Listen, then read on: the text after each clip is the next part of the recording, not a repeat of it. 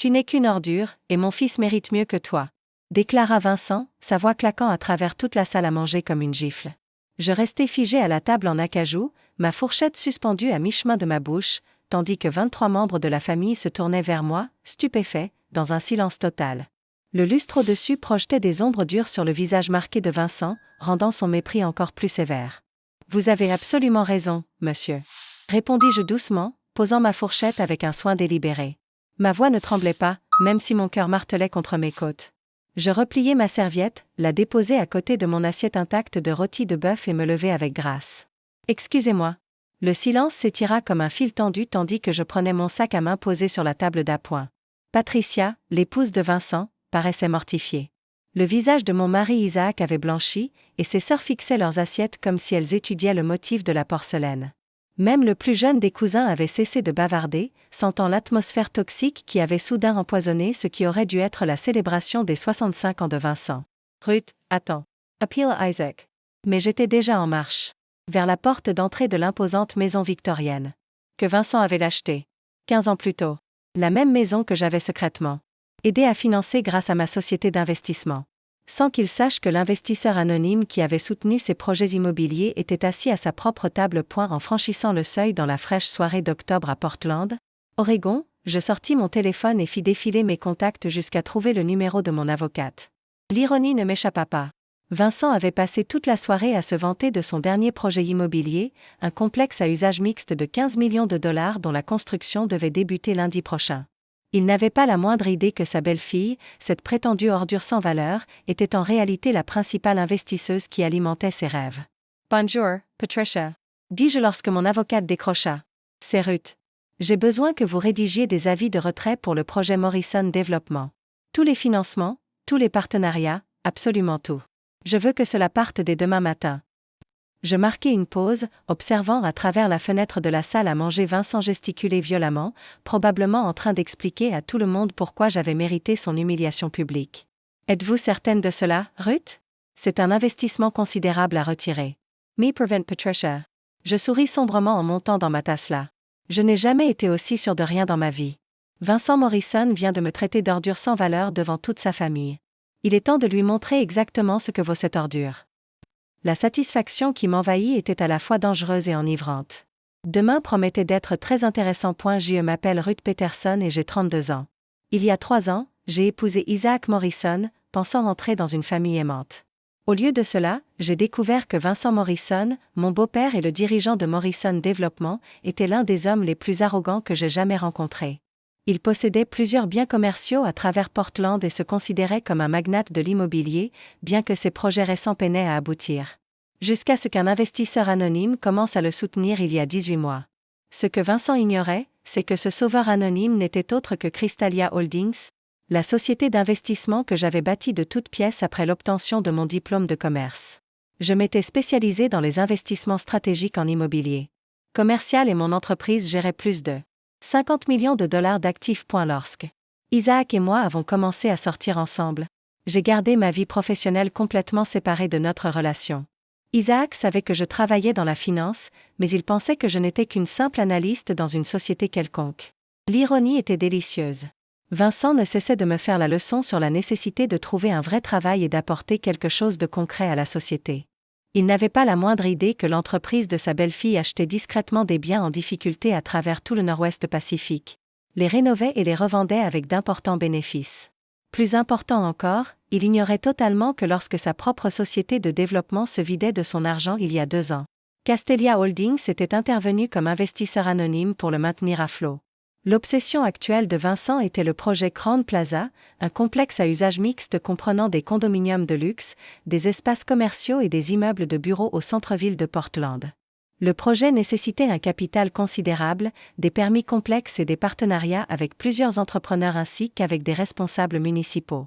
Depuis 1 an, il ne cessait de se vanter auprès de quiconque voulait l'entendre d'avoir trouvé un mystérieux investisseur qui croyait en sa vision. Cet investisseur mystérieux, c'était moi. Par l'intermédiaire de ma société, j'avais apporté 2,3 millions de dollars de financement, obtenu les permis nécessaires grâce à mes connexions dans l'urbanisme, et négocié des partenariats avec 3 grandes entreprises de construction qui travaillaient régulièrement avec Crystalia Holdings. Vincent Pensait que son charme et son sens des affaires avaient séduit cet investisseur. En réalité, j'avais étudié ses projets en silence, vu leur potentiel et décidé que les soutenir serait rentable pour mon portefeuille. Isaac avait été tenu totalement à l'écart de mon implication dans les affaires de son père. Je savais que Vincent n'accepterait jamais l'aide de sa belle-fille, surtout pas de la part de quelqu'un qu'il considérait inférieur au rang social de sa famille. Alors, je maintenais l'illusion d'être une simple femme au foyer, tout en gérant secrètement des millions de dollars d'investissement depuis mon bureau à domicile. L'arrangement avait fonctionné à la perfection. Jusqu'à ce soir. Le dernier projet de Vincent devait commencer lundi, et il avait invité toute la famille pour célébrer son succès. Il avait même préparé un discours pour remercier son mystérieux investisseur, sans imaginer une seconde qu'elle se trouvait juste en face de lui. Endurant ses insultes désinvoltes et ses remarques condescendantes sur les femmes qui ne comprenaient rien aux affaires. À présent, tandis que je rentrais chez moi à travers les rues calmes de Portland, je sentais une satisfaction sauvage enfler dans ma poitrine. Vincent allait bientôt apprendre une leçon très coûteuse sur le respect d'autrui. Le lendemain matin se leva gris et pluvieux. Un temps typique de l'Oregon qui correspondait parfaitement à mon humeur. À cette heure, j'étais déjà assise dans mon bureau, une tasse de café à la main, en train de relire les documents financiers qui allaient détruire le monde de Vincent. Patricia avait travaillé vite. Les avis de retrait étaient rédigés et prêts à être envoyés. Il ne manquait plus que mon autorisation finale. Mon téléphone vibra avec un message d'Isaac. Je suis tellement désolé pour hier soir. Papa a complètement dépassé les bornes. On peut parler? JFXICE message on long moment. Isaac était un homme bien, tiraillé entre sa loyauté envers sa famille et son amour pour sa femme. Il ignorait réellement toutes mes affaires avec son père, et j'avais prévu de garder ce secret indéfiniment. Mais la cruauté de Vincent avait tout changé. Certaines limites, une fois franchies, ne peuvent plus être effacées. J'y vais bien, tapez-je en réponse. Au travail tôt. On parle ce soir. Au travail. Si seulement Isaac savait que mon travail était sur le point de pulvériser l'empire immobilier de son père. J'ouvris mon ordinateur portable et accédai au dossier Morrison Développement. Les chiffres étaient vertigineux. L'entreprise de Vincent était endettée jusqu'au cou pour le projet Crowne Plaza. Sans le soutien de Castalia, il ne perdrait pas seulement ce développement. Il ferait faillite. Tous ses autres biens étaient hypothéqués en garantie de prêt qui supposait que le Crowne Plaza fournirait les revenus nécessaires pour les rembourser. J'y repensé au visage de Vincent la veille au soir. À la façon dont il m'avait regardé avec un tel mépris en me traitant d'ordure sans valeur. À la manière dont toute la famille avait assisté en silence à mon humiliation publique. Au mois qu'il avait passé à se vanter d'essai. Ne joue pas avec les ordures. Ruth, cela va détruire complètement son entreprise. Tu es certaine de vouloir ça? Je regardais par la fenêtre de mon bureau, contemplant la silhouette de la ville, repensant à toutes ces nuits passées à analyser les projets de Vincent, à la recherche minutieuse que j'avais menée pour m'assurer que mes investissements profiteraient à la fois à son entreprise et à mon portefeuille, au respect que je n'avais jamais reçu alors que j'étais littéralement celle qui maintenait ses affaires à flot. Patricia. Hier soir, Vincent Morrison a expliqué à toute sa famille pourquoi son fils méritait mieux que moi. Je pense qu'il est temps qu'il découvre exactement ce qu'il est en train de perdre. Je marquai une pause, sentant le poids de ma décision se poser sur moi comme une armure. Envoyer les messages exactement à 10 heures. Voyons combien cette ordure vaut vraiment. À 10 heures précises, je restais assise dans mon fauteuil, fixant l'horloge de mon écran d'ordinateur basculer sur l'heure fatidique. Mon téléphone demeura silencieux, mais je savais qu'à l'autre bout de la ville, le monde de Vincent commençait à s'effondrer. Je l'imaginais dans son bureau, probablement en train de relire des plannings de construction et de se féliciter de son génie entrepreneurial.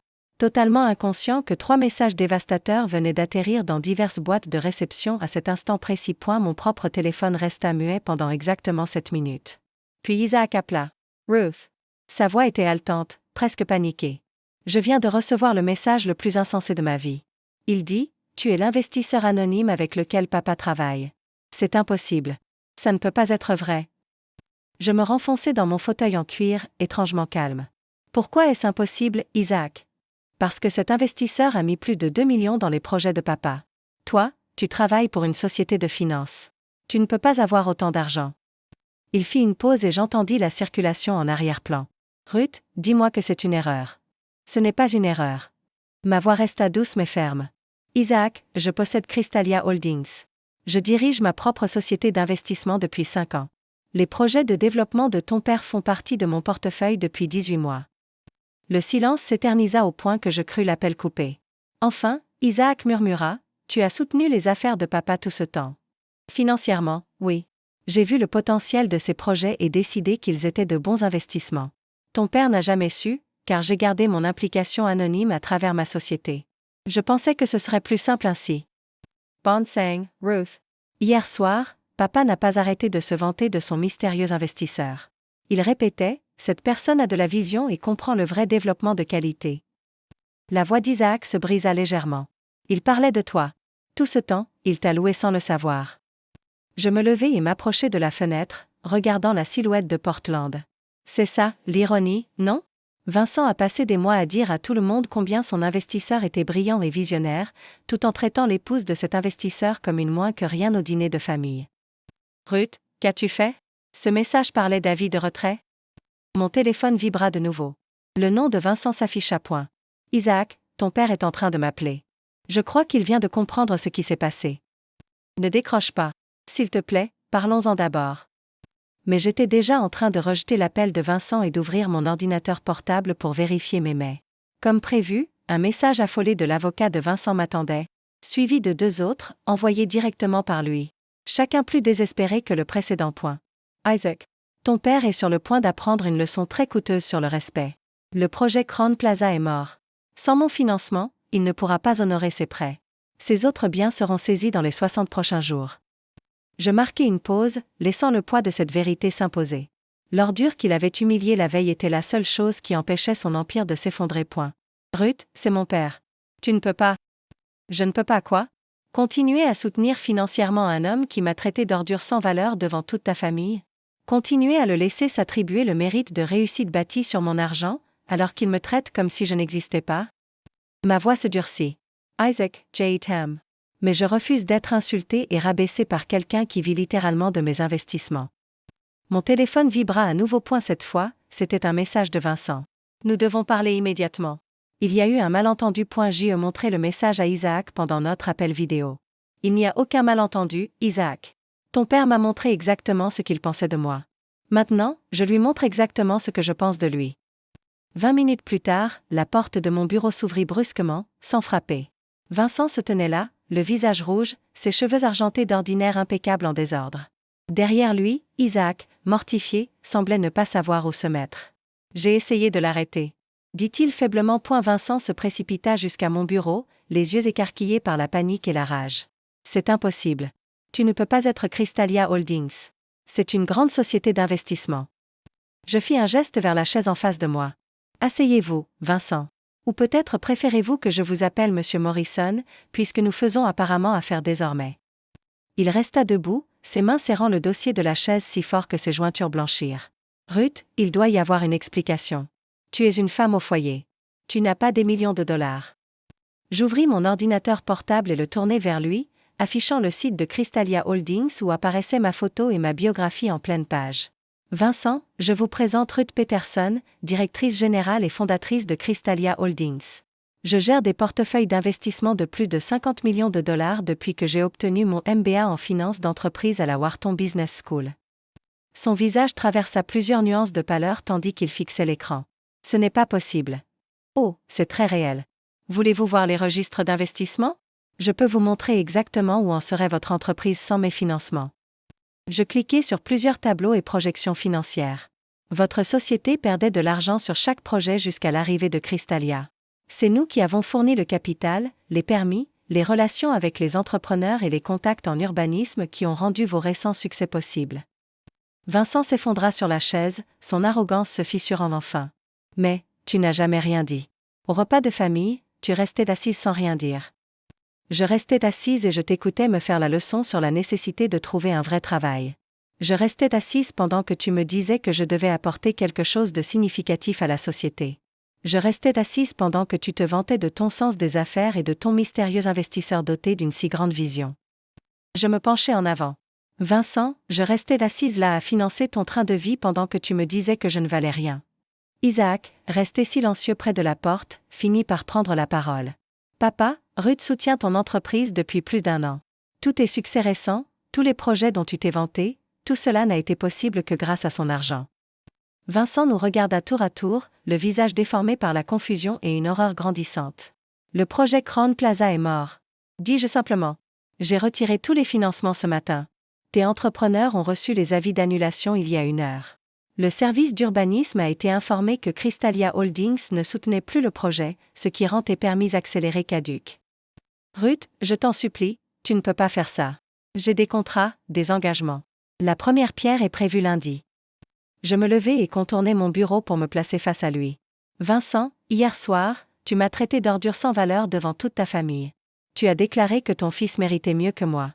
Tu m'as humilié publiquement et tu pensais que j'allais simplement l'accepter. Je fis une pause, observant son visage se décomposer sous le poids des conséquences. Eh bien, ton fils mérite mieux. Mieux qu'un père incapable de reconnaître que sa belle-fille a maintenu son entreprise en vie pendant qu'il la traitait comme une moins que rien.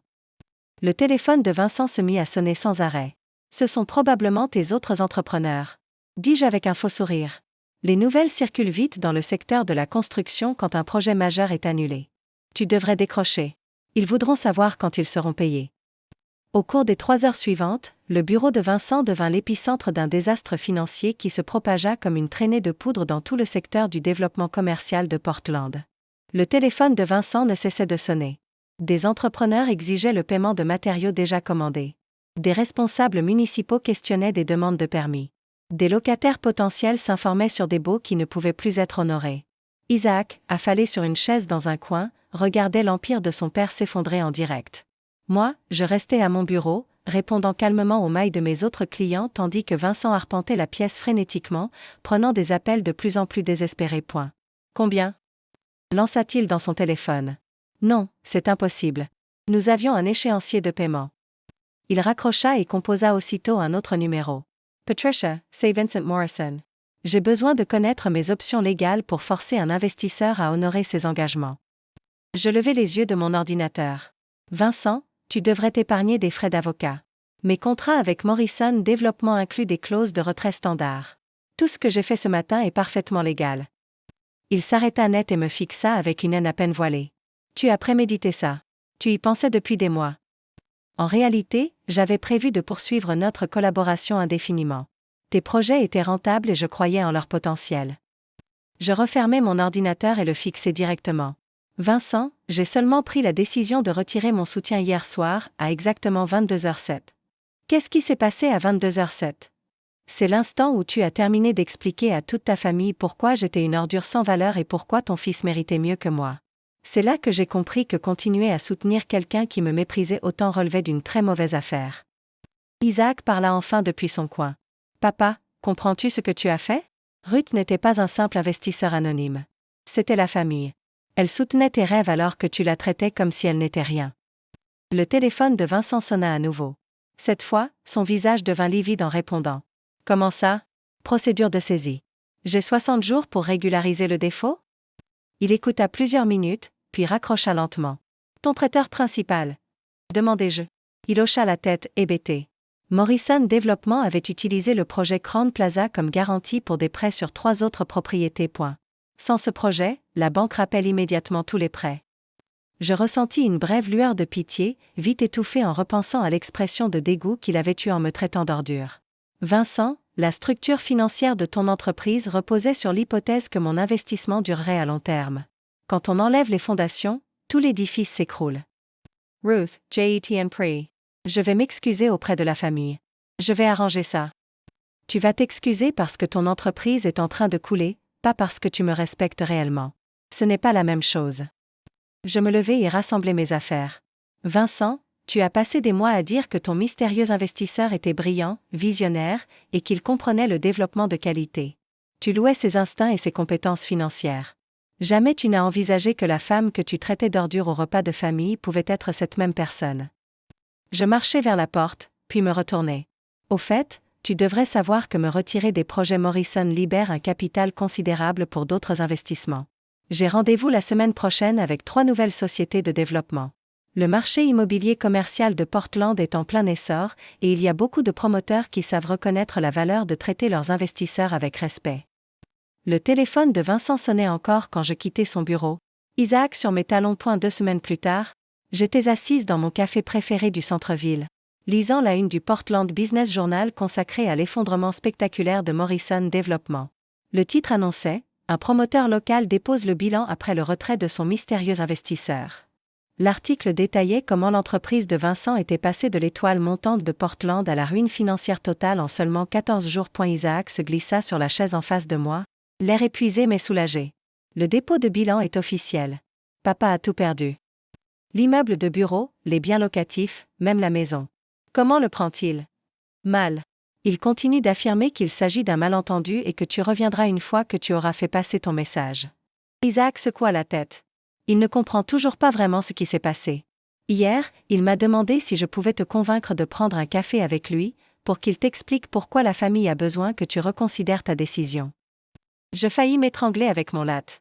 Il veut m'expliquer pourquoi la famille a besoin de moi après m'avoir traité d'ordure sans valeur. Ruth, je crois que, dans son esprit, tu n'as jamais vraiment été l'investisseur. Tu étais juste la femme d'Isaac qui, par hasard, possédait la société qui investissait. Il n'arrive pas à concevoir que c'est toi, personnellement, qui as pris toutes ces décisions. Je tournai la tête vers la fenêtre, vers le terrain vague où le Crowne Plaza aurait dû commencer à sortir de terre. À la place, seul un panneau projet reporté se dressait sur le chantier vide.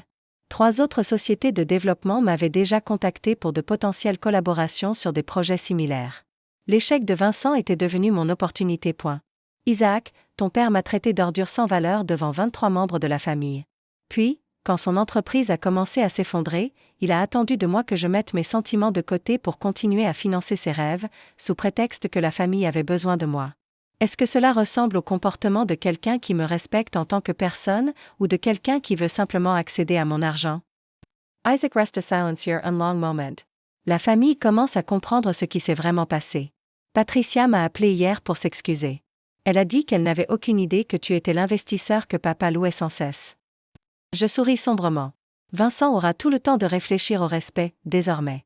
Les retombées sociales furent encore plus dévastatrices que l'effondrement financier. La rumeur circula vite dans la communauté des affaires de Portland. Vincent Morrison avait publiquement insulté et humilié son principal investisseur sans connaître son identité. L'histoire devint un récit édifiant lors des événements de réseautage du secteur.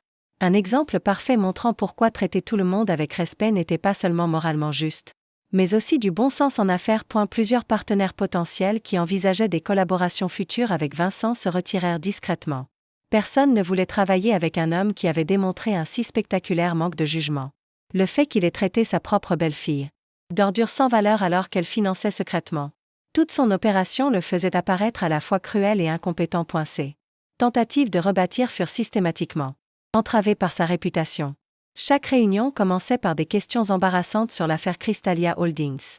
Les investisseurs potentiels voulaient savoir comment il avait pu échouer à identifier son principal bailleur de fonds, et s'il était digne de confiance pour entretenir des relations professionnelles à l'avenir. 6 mois après ce dîner de famille désastreux, Isaac et moi assistâmes au mariage de sa cousine, l'un des rares événements familiaux où Vincent n'était pas présent. Patricia Morrison s'approcha de moi pendant la réception, visiblement sincère dans son remords. Ruth, je voulais que tu saches à quel point je suis désolée pour cette soirée. Vincent avait totalement tort et la famille le reconnaît aujourd'hui. Nous savons aussi que tu as été incroyablement généreuse de soutenir son entreprise aussi longtemps. J'acceptai ses excuses avec grâce, mais les liens familiaux étaient irrémédiablement brisés. Vincent avait révélé son vrai visage ce soir-là, et ses tentatives ultérieures de me récupérer étaient dictées par le désespoir financier, non par un respect sincère. L'ordure qu'il avait méprisée si cruellement s'était révélée valoir plus que tout son empire. Cette leçon le hanterait pour le reste de sa carrière. La vie de Vincent Morrison ne se remit jamais de la cascade d'échecs qui suivit sa décision de m'humilier publiquement. La faillite détruisit non seulement son entreprise, mais aussi sa position dans la communauté du développement immobilier de Portland, où il devint connu comme l'homme qui avait traité son investisseur anonyme d'ordure sans valeur et tout perdu en conséquence. Son mariage avec Patricia s'effondra sous le poids du stress financier et de l'humiliation sociale, et ses relations avec ses enfants furent irrémédiablement brisées lorsqu'ils découvrirent qu'il avait survécu grâce à l'argent de la belle-fille qu'il avait si cruellement attaquée. Ses tentatives de lancer de nouvelles entreprises échouèrent les unes après les autres, les partenaires et investisseurs potentiels mettant en doute son jugement et son intégrité, le reléguant à travailler pour d'autres promoteurs dans des postes subalternes.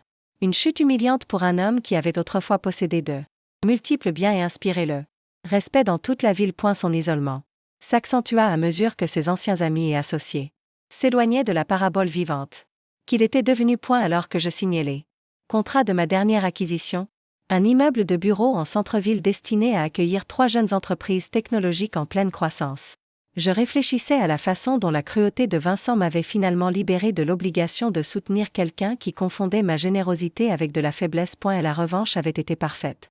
Non pas parce que je l'avais prémédité, mais parce que j'avais simplement cessé de permettre à quelqu'un qui ne me respectait pas de profiter de moi, laissant les conséquences naturelles révéler la véritable valeur de son caractère comme de ses talents d'homme d'affaires. Parfois, la réponse la plus puissante à celui qui vous traite d'ordure, c'est simplement de s'éloigner et de laisser les autres découvrir ce qu'ils ont réellement jeté.